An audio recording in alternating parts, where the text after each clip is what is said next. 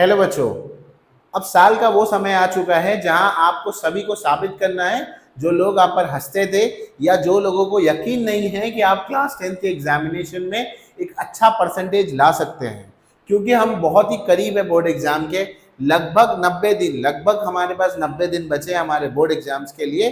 तो आज इस वीडियो में हम ये देखेंगे कि इस 90 दिन को हम अच्छे से यूटिलाइज कैसे कर सकते हैं।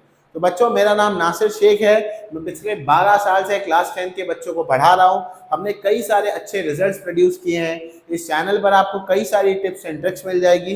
तो आइए इस वीडियो की शुरुआत करते हैं। सबसे पहले अगर हम 90 दिनों की बात करें कि अप्रॉक्सीमेटली हमारे पास 3 महीने बचे हैं अभी क्लास 10 के एग्जामिनेशन के लिए, तो सबसे पहली चीज़ आपको याद रखनी है कि आपको प्लान करना है कि आप अपना रिविजन कैसे करने वाले हैं। ये आपको देखना पड़ेगा कि आपका रिवीजन किस तरीके से होने वाला है। रिवीजन का मतलब ये है कि अक्सर बच्चे रिवीजन में ये गलती करते हैं कि वो रिवीजन में अपने फेवरेट सब्जेक्ट को लेकर बैठ जाते हैं। मान लीजिए कि आपका रिवीजन में फेवरेट सब्जेक्ट मैथ्स है, तो सिर्फ मैथ्स नहीं पढ़ना, रिवीजन में वो सब्जेक्ट ज़्यादा पढ़िए जो आपका वीक है।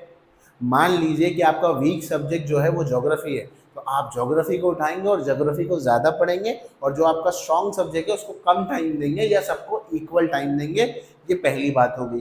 दूसरी बात, जब आप रिवीजन करेंगे तो आपका डेली रूटीन ऐसा होना चाहिए जो आपने लास्ट डे पर रिवाइज किया उसको नेक्स्ट डे पर भी रिवाइज करना है, या ऑल्टरनेट डेज पर रिवाइज करिए। मतलब मान लीजिए कि जो मैंने मंडे को किया तो ट्यूसडे या वेंसडे को फिर से मंडे वाला रिवाइज करेंगे।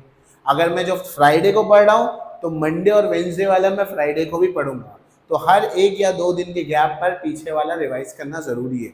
उससे क्या होगा, आपका रिवीजन बहुत ही ज़्यादा पक्का हो जाएगा। तीसरी बात, अगर आपका रिवीजन हो जाता है तो सैम्पल पेपर्स उठाइए या पास्ट पेपर्स उठाइए और उसका टेस्ट लिखना शुरू कीजिए।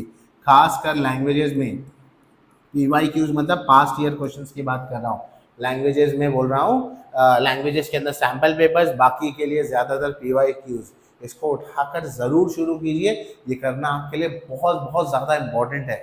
इसके अलावा आपको कम से कम अब डेली 4 आवर्स सेल्फ स्टडी को देने हैं। क्वालिटी सेल्फ स्टडी को देने चाहिए। 4 आवर्स क्वालिटी सेल्फ स्टडी को देने हैं। मतलब क्या, इस टाइम जब आप पढ़ेंगे तो सारे डिस्ट्रैक्शंस दूर होंगे। छोटे भाई बहन पास में नहीं होंगे, कान में ईयरफोन प्लग्ड इन नहीं होने चाहिए, मोबाइल फ़ोन आपसे दूर होना चाहिए। अब ज़रूरी नहीं है कि 4 आवर्स आप सुबह में ही बैठ कर पढ़े या दोपहर में ही बैठे या रात में बैठे। आप जैसे डिवाइड कर सकते हैं वैसे डिवाइड कीजिए इस 4 आवर्स को,